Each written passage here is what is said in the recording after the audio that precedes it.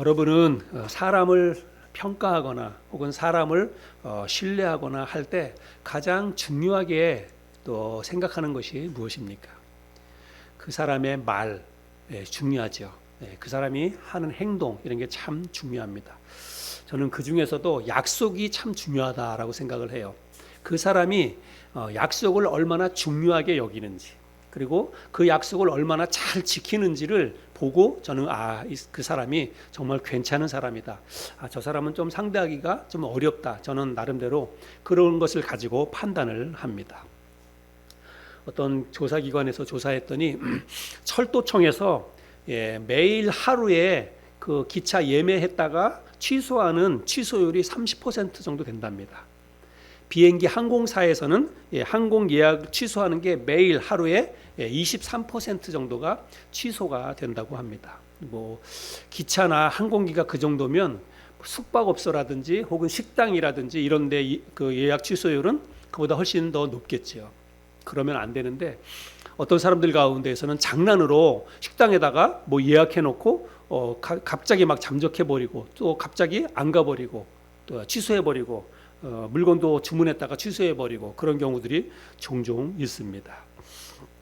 물론 어떤 갑작스럽게 약속을 변경하거나 뭐 취소해야 할 아주 부득불 어떤 사정이 생길 때도 있지만 그렇지 않은데도 불구하고 자기의 형편만 생각해서 자기의 어떤 상황만 생각해서 약속을 너무나 쉽게 취소하거나 혹은 펑크를 내거나 그런 사람들이 많이 있습니다. 그런 사람들은 평소에 약속을 별 대수롭지 않게 여기는 거예요. 그런데 그런 사람들은 신뢰성이 떨어지지요. 그래서 그런 사람들은 사회적으로도 조금 인정받기가 곤란하다. 저는 그렇게 생각을 합니다. 그래서 저는 여러분들도 마찬가지라고 생각이 되는데 사람이 한 번 내뱉은 말 혹은 했던 약속을 얼마나 잘 지키느냐 또 얼마나 잘 지키려고 하느냐 그것을 보고 그 사람에 대한 어떤 평가를 하고 신뢰를 하고 그러지 않나 이렇게 생각을 합니다. 오늘 우리들이 함께 나눌 말씀은 하나님이 당신의 자녀들에게 얼마나 약속에 있어서 신실하신 분인가라고 하는 것들을 오늘 말씀을 통해서 우리가 함께 좀 살펴보기를 원합니다. 그동안 여호수아 말씀 살펴본 이 말씀에 보면 이제 땅 분배에 관한 말씀들을 우리가 그동안 쭉 살펴보았는데 21장을 마지막으로 해서 이제 모든 분배에 대한 이야기가 끝이 납니다. 근데 오늘 우리가 21장 읽기는 43절부터 45절까지만 읽었지만 1절부터 그 앞절에 있는 모든 내용에 보면 레위 지파의 분배에 관한 말씀이 쭉 기록되어져 있습니다. 근데 여러분 우리가 성경을 공부해 보면 알겠지만 레위 지파는 이스라엘의 12지파 가운데 들어갈까요? 안 들어갈까요? 네, 안 들어갑니다. 레위 지파가 굉장히 중요한 지파인데 이스라엘의 12지파에는 포함되지 않습니다. 왜 포함되지 않냐면 하나님이 이 레위 지파는 특별히 제사와 성전에 관한 일을 위해서 따로 구별해서 그들을 선택하셨기 때문에 레위 지파는 12지파에 들어가지 않습니다. 그리고 또 특별히 이 레위 지파 가운데에서 아론의 후손들은 특별히 하나님께서 대대로 제사장의 가문이 되도록 하나님이 특별히 그들을 선택해서 부르셨습니다. 그래서 레위 지파는 이스라엘의 12지파에 포함이 되지 않습니다. 하나님이 왜 이스라엘의 12아들 가운데에서 특별히 레위를 선택하셨는지는 정확히 알 수 없습니다. 근데 레위는 맏아들도 아니거든요. 근데 특별히 레위를 왜 선택했다라고 하는 그런 내용은 성경에 기록되어져 있지는 않습니다. 아무튼 하나님께서 레위 지파를 선택하셔서 성전 제사와 그리고 이스라엘 백성들에게 율법을 가르치는 이런 영적인 일들을 그 레위 지파에게 모두 다 맡겼습니다. 그래서 이제 이 레위 지파 사람들은 전쟁에 나가지 않습니다. 그리고 어떤 성전을 건축하거나 이렇게 노동에 혹은 목축에 농사일에 동원되거나 그렇지 않습니다. 오직 하나님의 성전 안에서 하나님께 제사드리고 예배드리고 그 일 그리고 백성들에게 하나님의 말씀을 가르치는 일 이런 영적인 일만을 그들이 담당했다는 거예요. 그래서 이스라엘 백성들이 가나안 땅에 들어가서 땅을 분배 12지파별로 땅을 분배받을 때 그들은 땅을 분배받지 못합니다. 기업으로 그들에게는 땅이 주어지지 않았어요. 근데 오늘 우리가 21장 1절부터 이제 오늘 본문 읽었던 그 앞절에 보면 레위 지파에게도 뭔가를 분배를 해 주는데 땅을 분배하는 게 아니라 레위 지파에게는 성읍을 분배해 줍니다. 그래서 이스라엘의 12지파가 땅을 분배받아서 땅을 차지하고 있는데 그 차지하고 있는 그 12지파가 차지하고 있는 땅 가운데에서 골고루 섞여서 마을들을 줘요. 몇 개씩. 예, 그래서 성읍을 몇 개씩 그들에게 줘서 그들이 그곳에서 살도록 그렇게 합니다. 그런데 아무 성읍을 주지 않고 그 가운데에서 가장 좋은 성읍들, 예, 이런 것들을 하나님께서 이 레위 지파에게 그곳에 들어가서 살도록 그렇게 지정을 해 주십니다. 오늘 우리가 읽지 않았는데 그 앞전에 41절 42절 말씀을 제가 한번 읽어보겠습니다. 레위 사람들이 이스라엘 자손의 기업 중에서 받은 성읍은 모두 48 성읍이요 또 그 목초지들이라. 이 각 성읍의 주위에 목초지가 있었고 모든 성읍이 다 그러하였더라. 그래서 레위 지파 사람들이 48개의 성읍을 이제 기업으로 받아서 흩어져 살게 되는데 그들이 받았던 48개의 성읍은 다 목초지였다. 예, 좋은 땅이었다. 좋은 성읍이었다. 이렇게 이야기를 하고 있습니다. 그래서 레위 지파는요, 땅도 없지요, 목축이나 농사도 짓지 않습니다.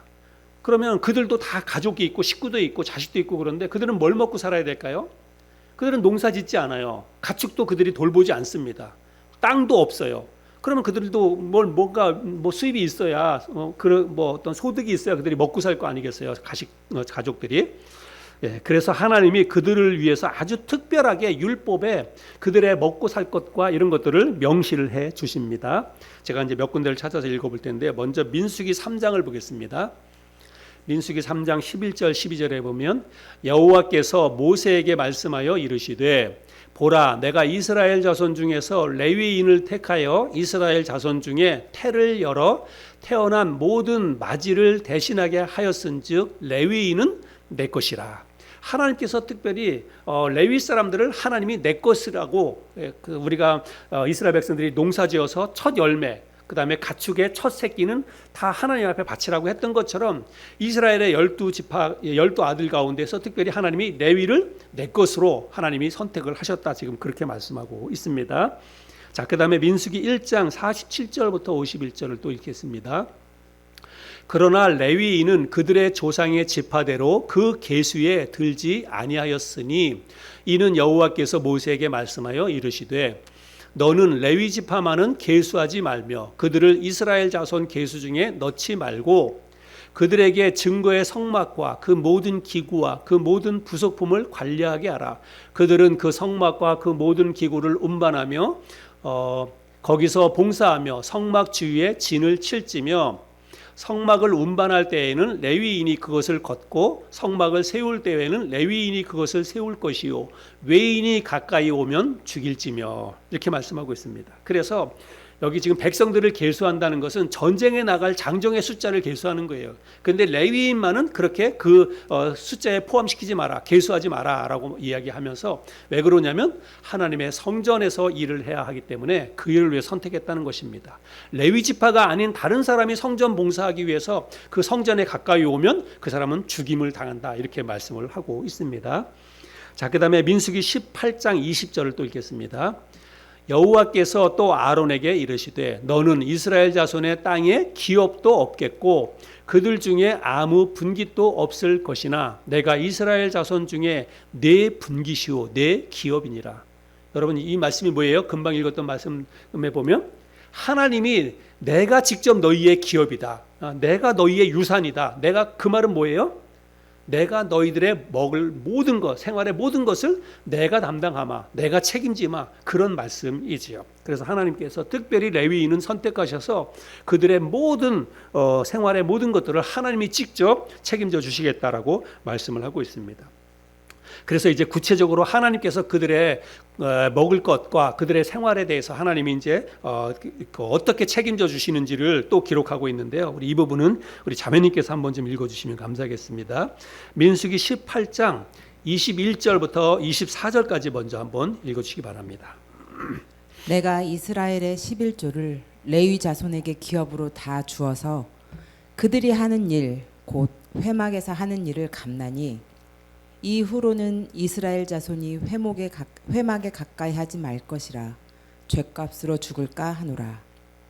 그러나 레위인은 회막에서 봉사하며 자기들의 죄를 담당할 것이요 이스라엘 자손 중에는 기업이 없을 것이니 이는 너희 대대의 영원한 율례라.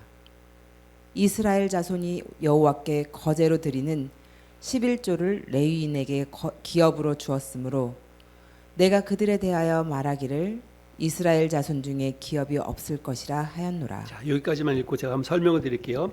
이스라엘 백성들은 하나님 앞에 농사를 짓거나 가축을 기르면서 하나님 앞에 11조를 드려야 됐습니다. 그래서 곡식 가운데 첫 열매, 그 다음에 짐승 가운데서 첫 새끼를 하나님 앞에 드려야 됩니다. 그러면 하나님께서 그거를 받으셔가지고 하나님께서 받으셨다가 특별히 짐승 같은 거 가운데에서 어떤 이제 그 넓적다리라든지 어떤 좋은 부위를 하나님이 따로 떼가지고 그거를 제사장으로 하여금 거제로 하나님 앞에 드리라고 합니다. 거제라고 하는 들것자를 쓴 거예요. 그래서 그거를 번쩍 들어서 백성들에게 이렇게 보여주는 것입니다. 그리고 요제로 드리는 것도 있는데 요제는 또 이렇게 흔드는 거예요.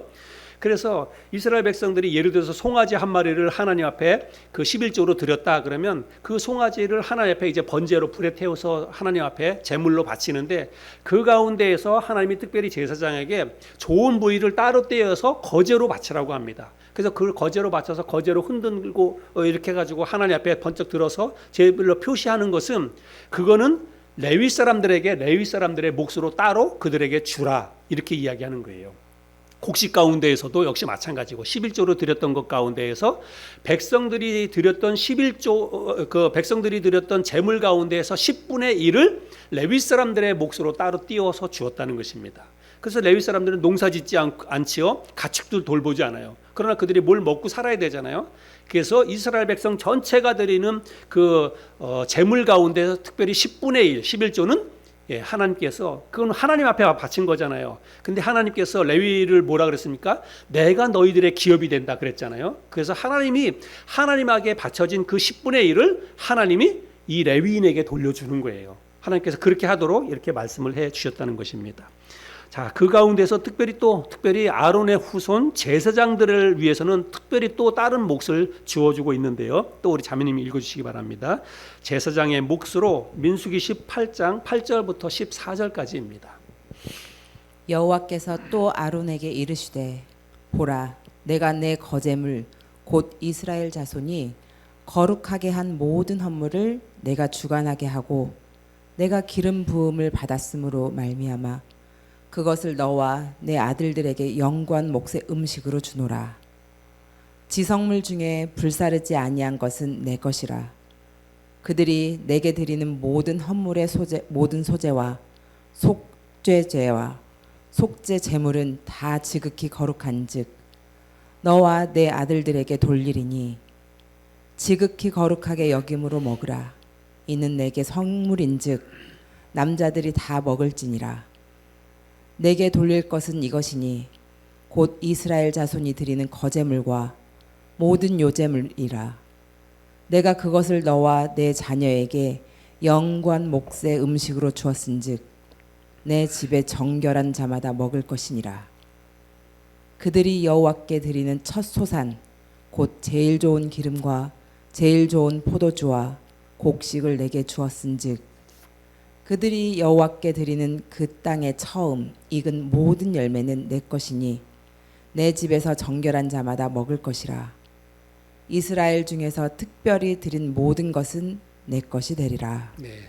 자, 금방 우리가 읽었던 것처럼 이스라엘 백성들이 하나님 앞에 소득의 10분의 1 하나님 앞에 그렇게 11조를 드릴 때 그 가운데서 하나님 앞에 제물로 드리는 것은 특별히 짐승의 제물은 다 불을 태워서 하나님 앞에 제사를 드려야 돼요. 번제. 그러나 그 가운데서 하나님께서 특별한 부위를 따로 떼서 불 태우지 말고 그거는 거제로 혹은 요제로 백성들한테 표시를 하고 그거를 특별히 이제 이스라엘 레위 지파 가운데 아론의 후손들에게 그것을 주어서 그들이 영원토록 그것을 먹으라고 이야기하고 있습니다.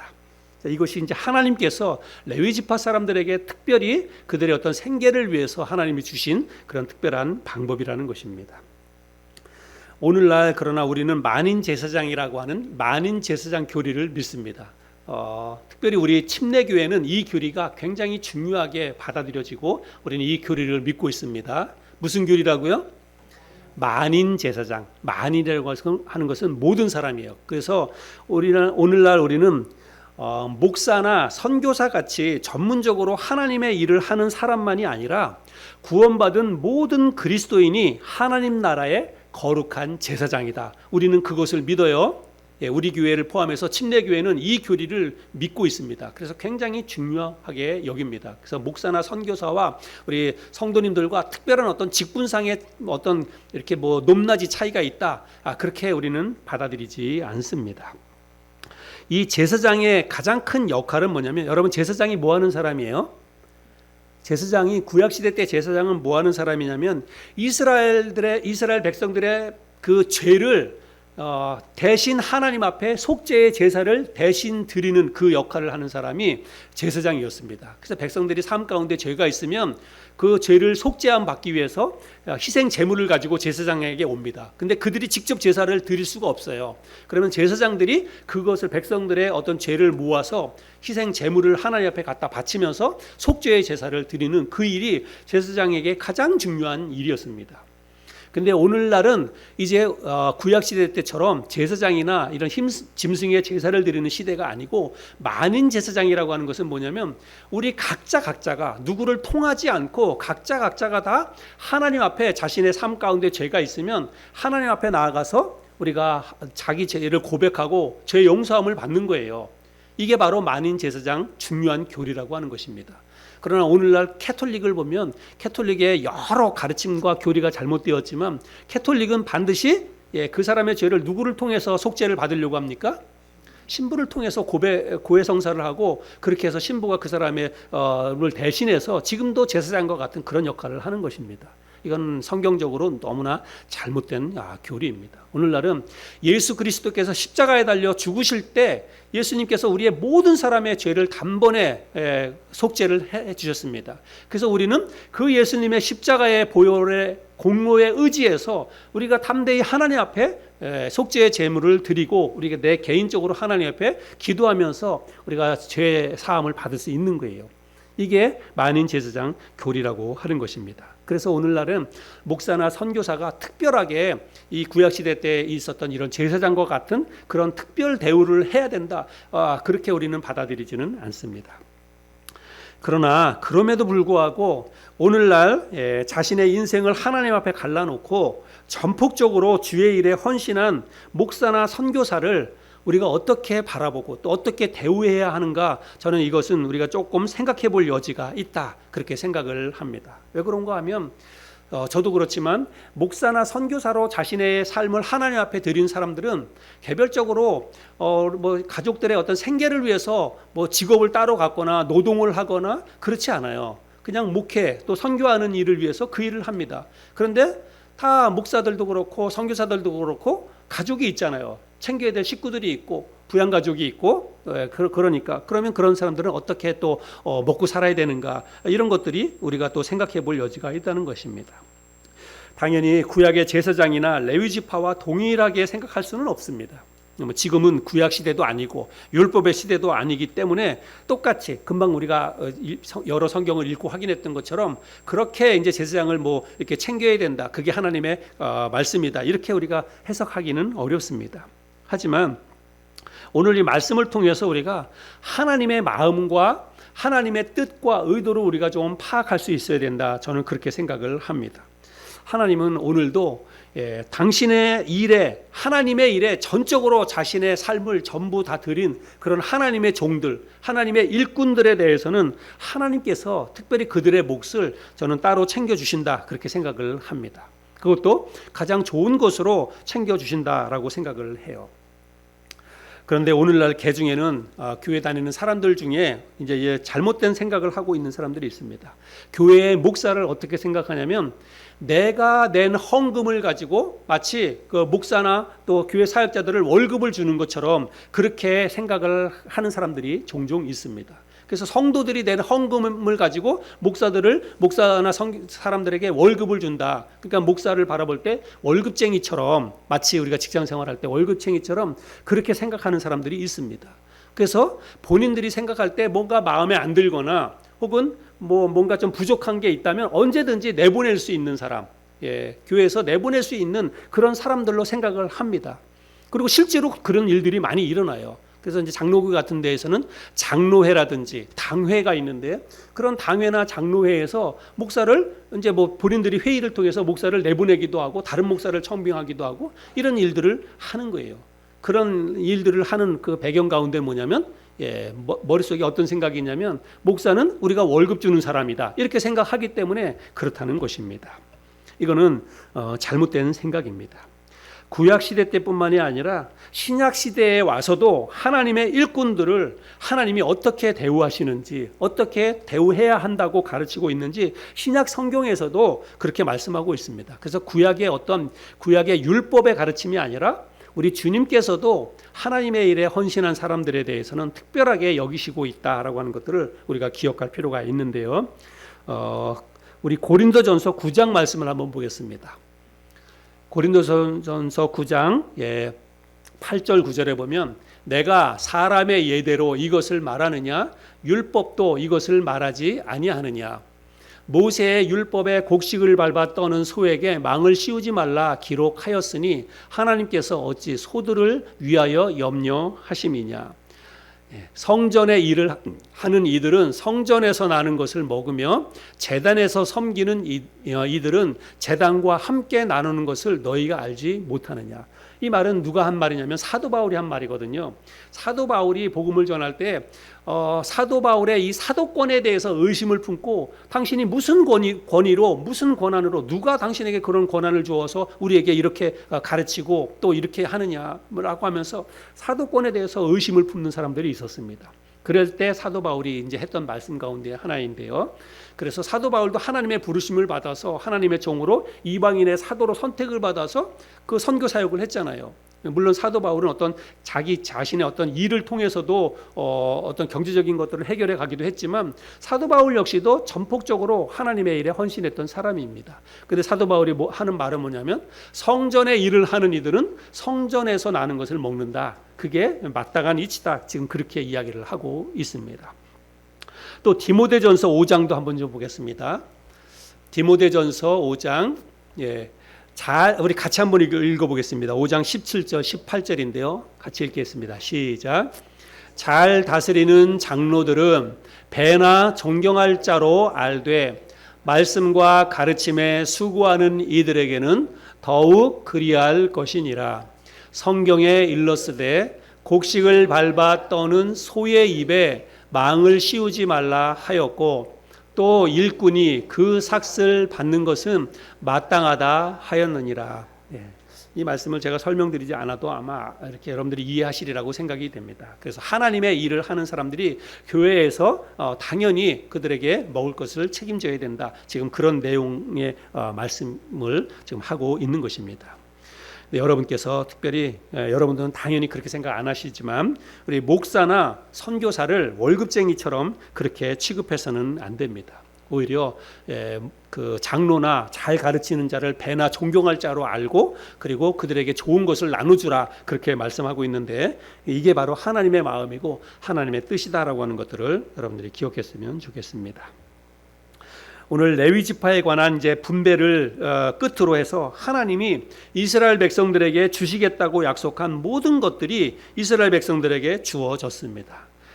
그런데 그들에게 그냥 단지 이스라엘 백성들에게 땅만 하나님이 주신 것이 아니라 하나님이 그들을 모든 대적의 손에서 이스라엘 백성들을 대적의 손에서 건져주시고 그들을 보호해 주시겠다라고 약속을 하고 있습니다. 그게 이제 오늘 우리가 읽었던 본문 말씀인데요. 오늘 본문 말씀을 제가 그러면 다시 한번 좀 읽어보겠습니다. 여호와께서 이스라엘의 조상들에게 맹세하사 주리라 하신 온 땅을 이와 같이 이스라엘에게 다 주셨으므로 그들이 그것을 차지하여 거기에 거주하였으니 여호와께서 그들의 주위에 안식을 주셨으되 그 조상들에게 맹세하신 대로 하셨으므로 그들의 모든 원수들 중에 그들과 맞선 자가 하나도 없었으니 이는 여호와께서 그들의 모든 원수들을 그들의 손에 넘겨 주셨습니다. 여호와께서 이스라엘 족속에게 말씀하신 선한 말씀이 하나도 남음이 없이 다 응하였더라. 그래서 하나님께서 그들에게 이루어 주시겠다고 약속하셨던 모든 말씀이 다 응했다라고 말씀하고 있습니다. 일찍이 그들의 조상 아브라함 때부터 하나님이 약속하셨던 모든 약속이 이제 비로소 모세 시대를 지나고 여호수아 그 시대에 와서 모든 것들이 다 이루어졌다는 것입니다. 여러분, 그래서 우리가 이런 말씀을 통해서요, 하나님은 약속하신 것을 반드시 지키시는 분이시다라고 하는 것들을 우리가 배울 수가 있습니다. 비록 우리의 때와 내가 생각했던 그 때와 맞지 않을 수는 있어요. 그러나 하나님은 당신의 때가 되면 반드시 하나님이 하신 말씀, 약속은 반드시 이행하시는 분이시다라고 하는 것들을 우리는 기억해야 합니다. 민수기 23장 19절에 보면 이런 말씀이 있습니다. 하나님은 사람이 아니시니 거짓말을 하지 않으시고 인생이 아니시니 후회가 없으시도다. 어찌 그 말씀하신 바를 행하지 않으시며 하신 말씀을 실행하지 않으시랴. 하나님은 우리 사람과는 다르다는 거예요. 한번 말씀하신 것은 반드시 지키시는 분이시다. 그렇게 말씀하고 있습니다. 또 베드로후서 3장 8절 9절에도 보면 사랑하는 자들아, 주께는 하루가 1000년 같고 1000년이 하루 같다는 이 한 가지를 잊지 말라. 다음이요. 주의 약속은 어떤 이들이 더디다고 생각하는 것 같이 더딘 것이 아니라 오직 주께서는 너희를 대하여 오래 참으사 아무도 멸망하지 아니하고 다 회개하기에 이르기를 원하시느니라. 우리의 때가 조금 아닌 것 같다 할지라도 하나님은 때가 되면 하나님이 하신 말씀을 다 이행하신다라고 하는 것입니다. 오늘 우리는 이 말씀을 통해서 하나님이 어떤 분이신지를 우리가 다시 한번 마음속에 새겨야 될 줄로 믿습니다. 하나님은 약속에 있어서 신실하신 분이십니다. 한 번 약속하신 것은 반드시 지키시는 분이십니다. 그러면 이스라엘 백성들에게 하셨던 약속을 지금 다 지키셨다라고 말씀하고 있는데, 그거는 이제 이스라엘 백성들과 지켰던 약속이고, 여러분 중요한 거는 우리잖아요. 오늘날 우리 아닙니까? 오늘날 우리에게 하나님이 하신 약속은 무엇일까요? 우리가 잊지 말고 기억해야 할 그 하나님의 약속은 과연 무엇일까요? 이제 우리가 이것을 생각해야 하는데, 사실 하나님이 우리에게 하신 약속은 너무나 많습니다. 하나님의 약속은 너무나 많아요. 사실은 이 성경 전체가 다 하나님의 약속들로 가득 차 있습니다. 여러분, 우리가 제가 가지고 있는 게 이게 뭐예요, 여러분? 이게 성경이죠. 성경이에요. 근데 우리가 성경을 또 다른 말로 둘로 나눠서 이야기할 때 우리가 어떻게 표현합니까? 성경을 둘로 나눌 때 어떻게 표현해요? 구약과 신약 이렇게 표현하죠. 한자를 한번 볼까요? 저기 앞에 있는 게 옛 구자잖아요. 그래서 옛 언약 그리고 신 언약. 그래서 성경을 뭐냐면 성경은요, 옛 언약과 새로운 언약이에요. 이게 자체가 하나님의 약속, 여기가 다 하나님의 약속이라는 것입니다.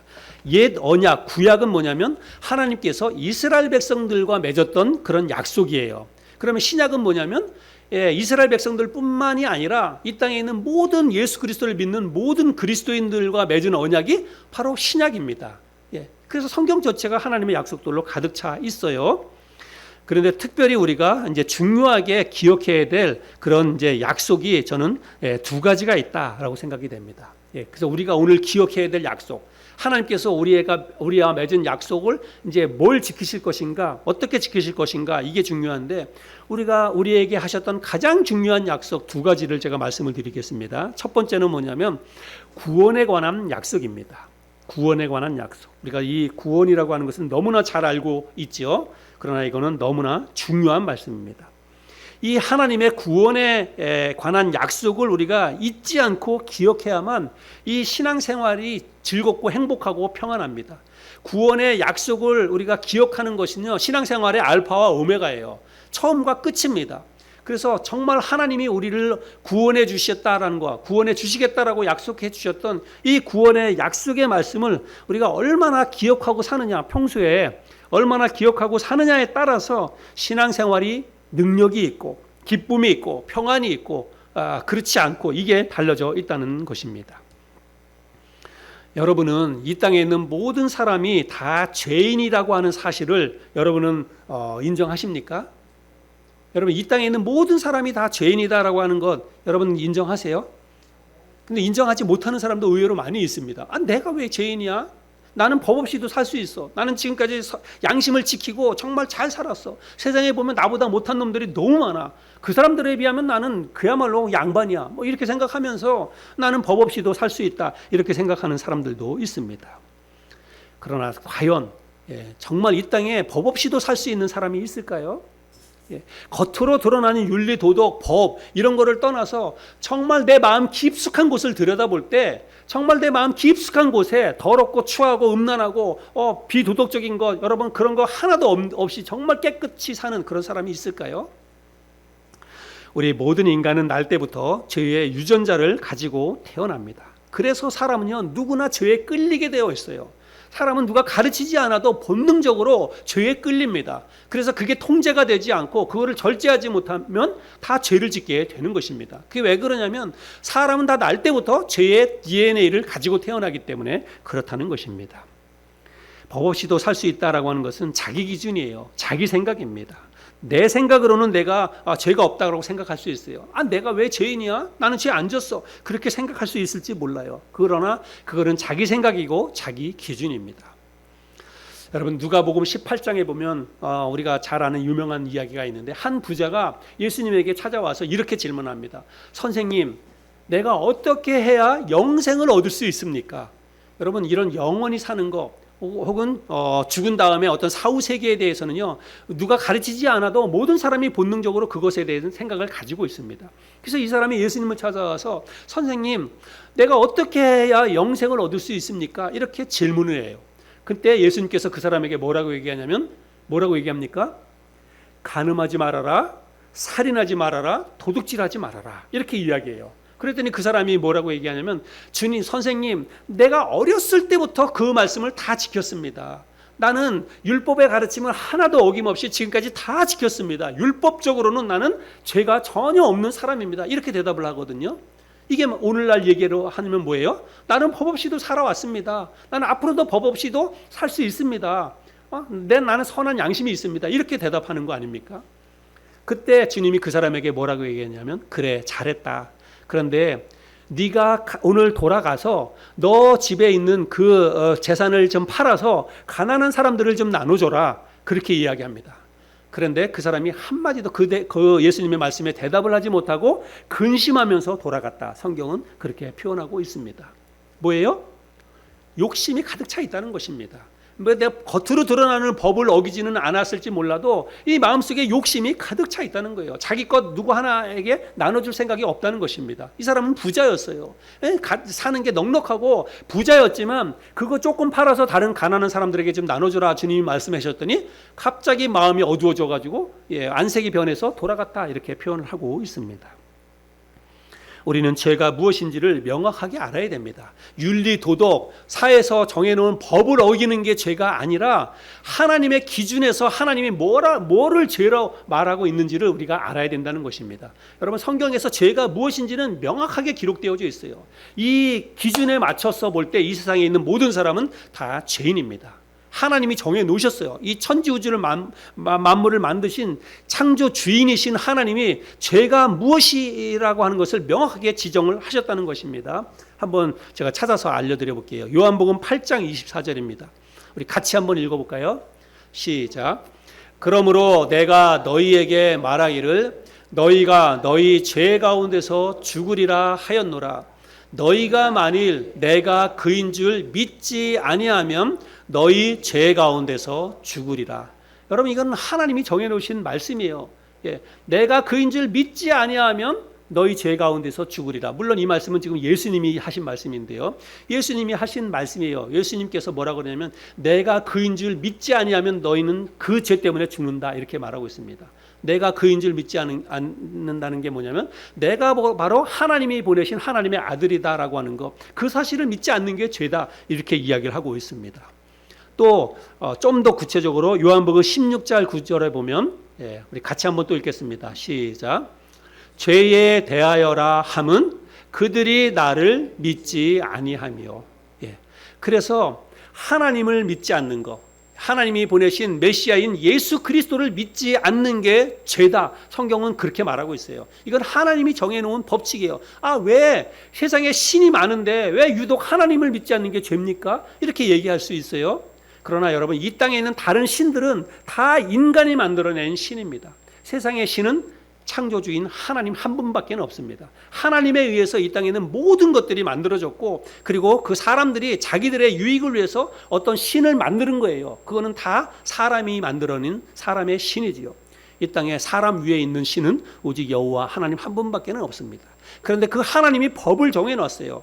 이 땅에 나를 믿지 않는 것은 다 죄다. 하나님이 그렇게 말하고 있습니다. 여러분, 그런데 이제 여기에 여러분들이 반론을 제기할 수 있습니다. 아니, 왜 하나님을 믿지 않는 게 죄가 됩니까? 이렇게 얘기할 수 있어요. 왜 하나님을 믿지 않는 게 죄입니까? 그렇게 이야기할 수 있습니다.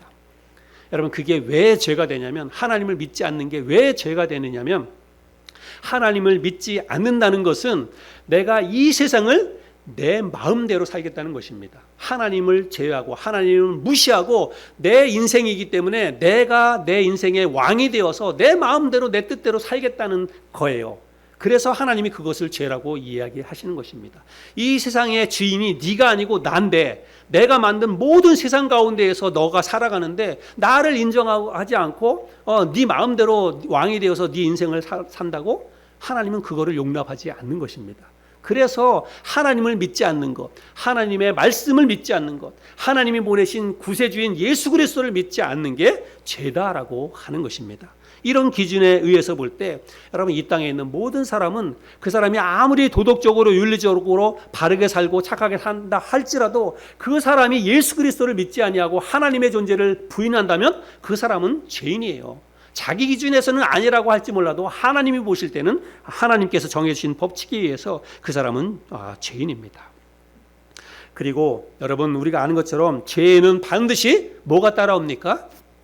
형벌이 따라옵니다. 죄에는 반드시 형벌이 따라와요. 만약에 죄 지은 사람에게 아무런 형벌도 주어지지 않는다면 여러분, 우리가 사는 이 세상은 무법천지가 될 것입니다. 그렇죠?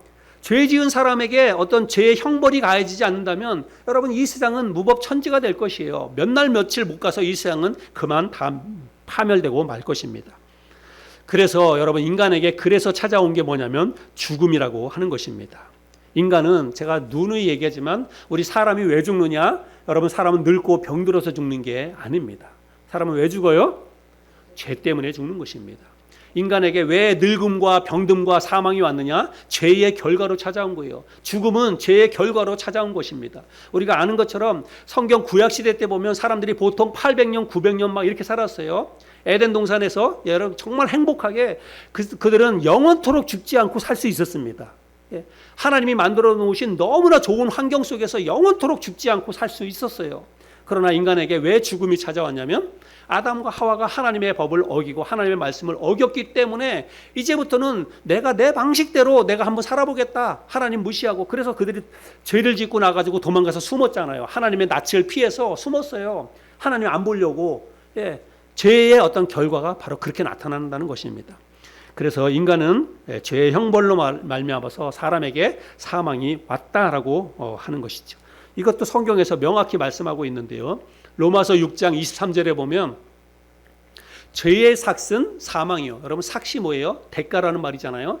죄의 대가는 사망이요, 이렇게 말하고 있습니다. 그래서 인간 세상에 왜 사망, 죽음이 왔느냐? 죄의 결과로 사망이 왔다라고 말하고 있습니다. 그리고 히브리서 9장 27절에도 한 번 죽는 것은 사람에게 정해진 것이요, 그 후에는 심판이 있으니라. 그래서 사람에게 죽음이, 이제 죄의 결과로 죽음이 결정되었다라고 하는 것을 우리가 말씀을 통해서 확인했습니다. 자, 그런데 이게 이 땅에 있는 모든 사람들의 운명이에요. 이 땅에 태어난 모든 사람들은 다 죽게 되어 있습니다.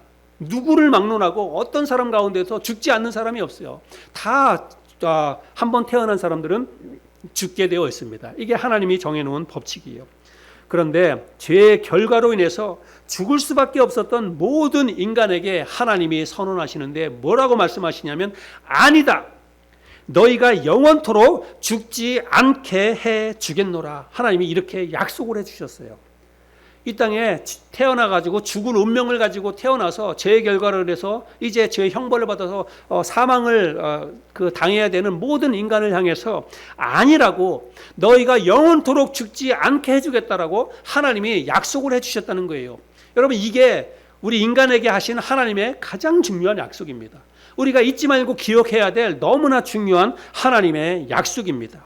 이보다 더 위대한 약속이 어디 있겠습니까? 사람이 죽지 않는다는데, 우리가 죽지 않는다는데 이보다 더 큰 축복이 어디 있습니까? 자, 이제 제가 이 말씀을 또 확인시켜 드려 보겠습니다. 요한복음 5장 24절인데요. 네, 우리 같이 읽겠습니다. 시작. 내가 진실로 진실로 너희에게 이르노니 내 말을 듣고 또 나 보내신 이를 믿는 자는 영생을 얻었고 심판에 이르지 아니하나니 사망에서 생명으로 옮겼느니라. 자, 이 말씀을 보세요. 내 말을 듣고, 하나님의 말씀을 듣고 또 하나님이 보내신 이를 믿는 자는 뭘 얻었다고요? 영생을 얻었다. 이미 예수 믿는 모든 사람들에게는 영생이 하나님의 선물로 주어졌다라고 하는 것입니다. 요한복음에서 그렇게 말씀하고 있어요. 또 요한복음 3장 35절 36절도 보겠습니다. 아버지께서 아들을 사랑하사 만물을 다 그의 손에 주셨으니 아들을 믿는 자에게는 뭐가 있고? 영생이 있고. 예수 그리스도를 믿는 사람, 예수 그리스도를 마음속에 영접한 사람에게는 뭐가 있다는 거예요? 영생이 있다라고 이야기하고 있습니다. 여러분, 성경 말씀을요, 진짜 정말 여러분 믿으시기 바랍니다.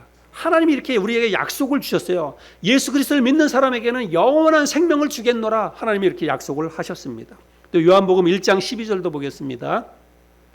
영접하는 자 곧 그 이름을 믿는 자들에게는 하나님의 자녀가 되는 권세를 주셨으니, 예수를 영접하는 사람에게 하나님의 자녀가 되는 권세를 주셨다. 그 다음에 우리가 너무나 잘 아는 요한복음 3장 16절 같이 읽겠습니다. 시작.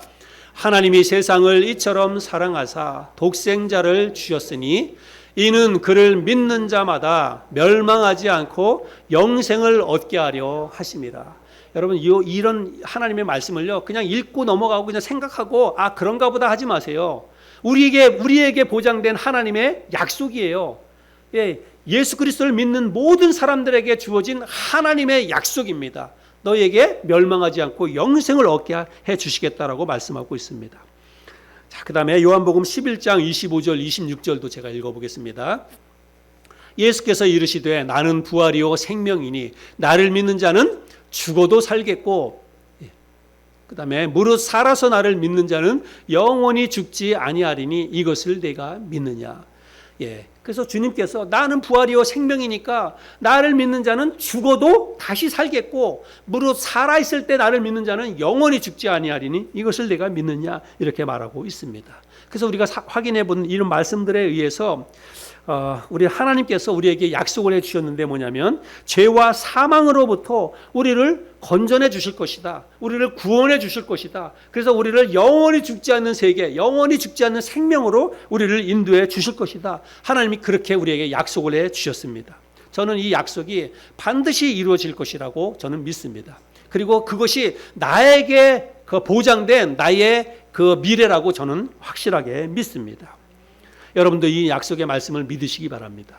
나에게는 영원한 생명이 있다. 물론 우리도 육신적으로는 죽지요. 육신적으로 내가 이 몸을 가지고 내가 그냥 안 죽고 내가 영생 불사한다. 여러분, 그런 의미의 말씀은 아닙니다. 이 말씀은 우리에게 영원한 생명이 보장되어 있다는 것은, 우리는 육체의 어떤 육신과 우리 그 육체의 생명에 대해서 우리는 조금 다른 관점을 가지고 있어야 돼요.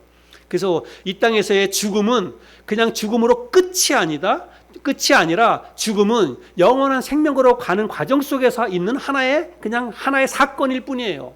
영원이라고 하는 이 시간은요, 정말 우리들이 감히 상상할 수 없는 그런 시간입니다. 우리는 1년부터 해가지고 100년까지를 우리가 긴 세월로 보지만, 하나님의 관점에서 보자면 영원한 생명이라고 하는 것은 그야말로 끝도 없는 것입니다. 우리는 이미 예수 믿는 우리는 그 세계 속으로 들어갔다는 거예요. 그래서 나는 비록 이 땅에서 살다가 어떤 육신적으로는 죽음을 맞이해서 화장을 하든지 매장을 하든지 우리는 아마 땅속으로 들어가게 될 것입니다. 육체는. 그러나 이거는 그냥 몸뚱아리 뿐이에요. 몸뚱아리 뿐. 제가 우리 권사님 지난 주간에 신방을 가서 잠깐 이야기했는데요. 권사님이 남편이 돌아가시고 나서 저한테 전화가 해서 걱정을 하시는 거예요. 목사님, 성경에 보니까 사람이 죽었을 때 불에 태워서 이렇게 화장을 해서 죽였다, 그 화장을 해서 장사 지냈다는 말은 하나도 없는데 목사님 어떻게 됩니까? 자식들은 화장을 하자고 하는데 나는 화장을 하면 내 남편이 어떻게 부활할까? 이게 막 걱정이 돼요. 그러면서 매장을 해야 되는 거 아니에요? 막 이렇게 얘기하면서 권사님이 저한테 전화를 했어요. 걱정을 막 하시는 거예요. 그래서 제가 권사님에게 이제 쭉 설명을 하면서 어떻게 설명을 하면 권사님이 좀 잘 이해하실까 생각을 했어요. 여러분도 좀 이제 그런 것도 궁금하기도 하고 할 텐데, 여러분 우리의 이 몸이 어떤 존재인지를 여러분 한번 제가 설명을 들어볼게요. 내가 지금 생명을 가지고 살아 있을 때는 이 몸이 전부예요. 예, 그죠? 그래서 우리가 몸에 좋은 것, 또 아름답게 하는 것 잘 꾸미고 이 몸을 위해서 우리가 온갖 것들을 다 투자합니다. 돈을 다 투자해요. 좋은 것 사 먹고 건강 헬스장에도 다니고 사람 만날 때 꾸미고 다니고 이 몸을 위해서 다 합니다.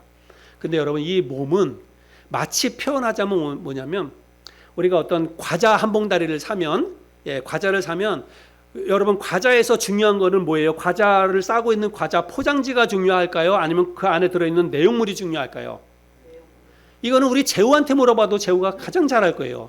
과자 가장 중요한 게 그 안에 들어있는 과자가 중요하지요.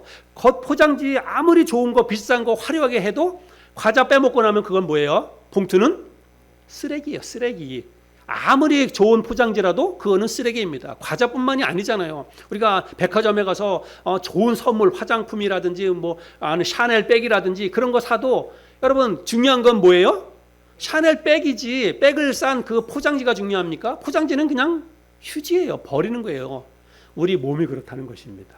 내 이 육체 몸은요, 생명이 떠나면 내 영혼이 떠나가는 순간 이거는 뭐예요? 그 사람이 대통령이든 국회의원이든지 뭐 아니면 삼성의 회장이든 똑같이 이 몸뚱아리는 다 뭐예요? 그냥 흙이에요. 다 똑같은 흙입니다. 다 똑같은 과자 봉지랑 똑같습니다.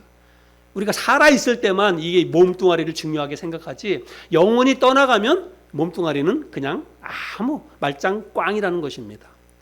그래서 우리가 우리 몸에 대해서는 그렇게 생각을 해야 돼요.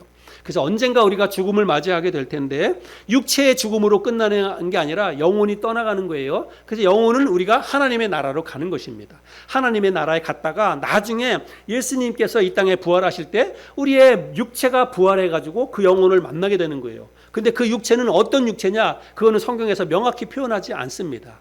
썩을 것으로 심고 썩지 아니할 것으로 거둔다. 예. 그래서 정말 병들고 죽은 몸이다 할지라도 나중에 부활할 때는 죽지도 않고 썩지도 않은 영원한 몸으로 부활하게 된다는 것입니다. 그 몸이 어떤 몸인지에 대해서는 구체적으로 설명은 없어요. 그냥 우리가 그냥 생각만 하면 됩니다. 완벽한 몸, 부활하신 주님의 몸처럼 시공을 초월한 그런 몸으로 우리가 부활하게 된다는 거예요. 그리고 나서 하나님의 나라에 가서 영원토록 우리가 살게 된다는 것입니다.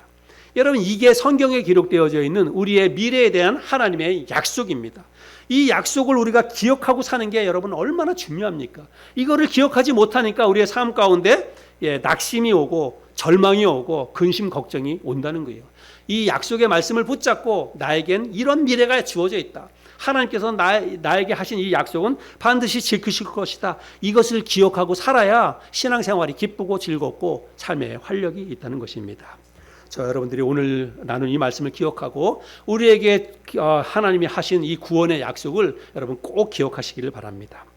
자, 마지막으로 제가 짧게 하나 더 하나님께서 우리에게 하신 약속 가운데서 우리가 잊지 말고 기억해야 될 중요한 약속은 뭐냐면 하나님이 언제나 우리를 지켜주시고 돌보아 주신다라고 하는 약속이에요.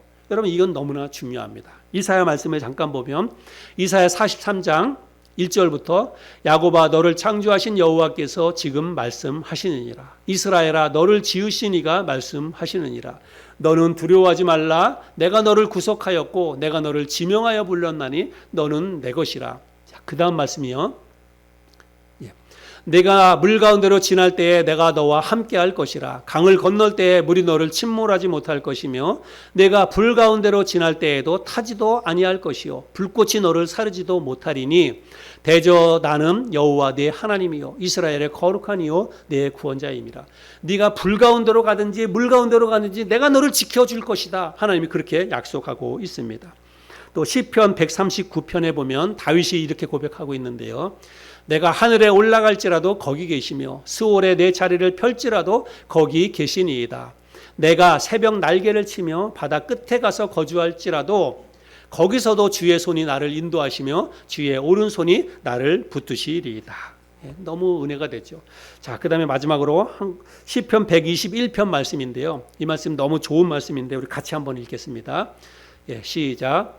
여호와께서 너를 실족하지 아니하게 하시며 너를 지키시는 이가 졸지 아니하시리로다. 이스라엘을 지키시는 이는 졸지도 아니하시고 주무시지도 아니하시리로다. 여호와는 너를 지키시는 이시라. 여호와께서 내 오른쪽에서 내 그늘이 되시나니 낮에 해가 너를 상하게 하지 아니하며 밤의 달도 너를 해치 아니하리로다. 여호와께서 너를 지켜 모든 환난을 명하게 하시며 또 내 영혼을 지키시리로다.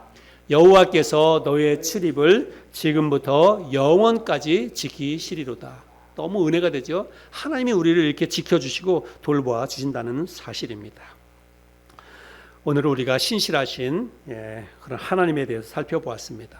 여러분, 하나님의 약속, 여러분, 하나님이 어떤 분이십니까? 하나님은 이 온 세상을 만드신 창조주 하나님이십니다.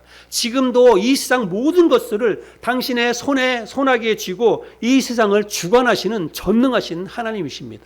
그 하나님이 우리에게 영원한 생명을 주시겠다라고 약속하고 계시고, 내가 너희를 어느 곳에 있든지 내가 너희를 지켜주겠다, 돌봐주겠다, 그렇게 약속하고 계십니다. 하나님의 말씀은 권위가 있습니다. 여러분, 하나님의 말씀은 능력이 있어요. 하나님의 약속은 얼마든지 우리가 신뢰할 수 있습니다. 이 하나님의 약속의 말씀을 우리가 굳게 붙잡고 흔들리는 세상 속에서, 요동치는 세상 속에서, 여러 가지 힘들고 어려운 일들이 많은 이 세상 속에서 우리가 분명한 믿음을 가지고 또 하나님을 신뢰하면서 우리에게 보장된 밝은 미래를 생각하면서 굳건하게 서서 또 정말 기쁘게 감사하게 하루하루를 살아가는 저와 여러분이 될 수 있기를 바랍니다.